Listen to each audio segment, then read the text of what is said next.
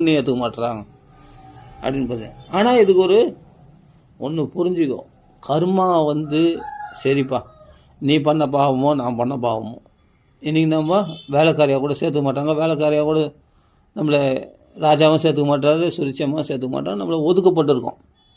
இது கர்ம வினை, ஓகே இருக்கட்டும். நம்ம ஏதோ துர்பாக்கியசாலி, ஏதோ ஒரு பாவம் பண்ணியிருக்கோம், ஓகே இருக்கட்டும். ஆனால் இந்த பாவத்தை அழிக்க முடியுமான்னா அழிக்க முடியும். யாராலாம்? பகவான் ஒருத்தன். அவன் சொன்னா பத்தியா, அதோக்ஷஜ தபசா ஆராத்திய புருஷம். சூப்பரான வார்த்தை, அதை பிடிச்சிக்கோ.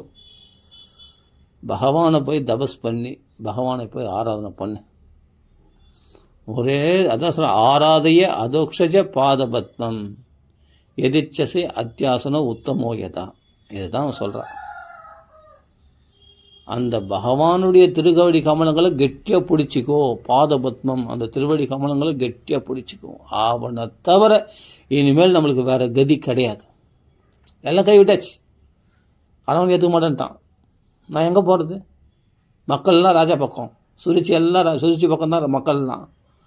எல்லாம் காவலர், அமைச்சர், மந்திரி எல்லாம் லொட்டு லொசுக்கு எல்லாமே சதுரங்க சேனைகள் பார்க்க. நான் ஒருத்தி என்ன பண்ண முடியும் சொல்லு பார்க்கலாம்?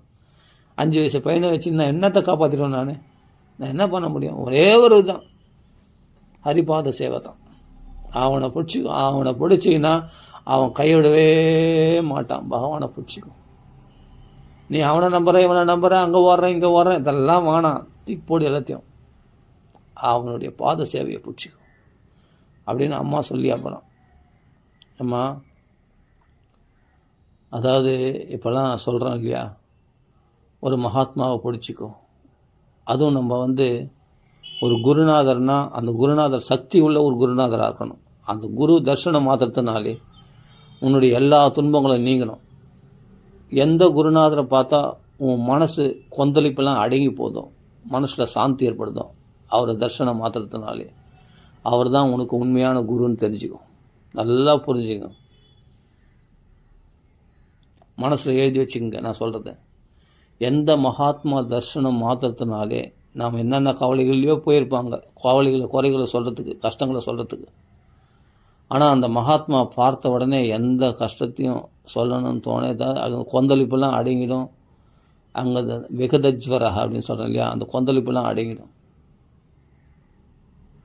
அந்த மகாத்மா பார்த்த உடனே மனசு அடங்கிடும், சாந்தி உண்டாயிடும். அவங்களுடைய சாநித்தியம் மாத்திரத்தினாலே அந்த வைப்ரேஷன், அவர்கள் தான் நமக்கு குருன்னு தெரிஞ்சுக்கும். அந்த மகாத்மா இடத்துல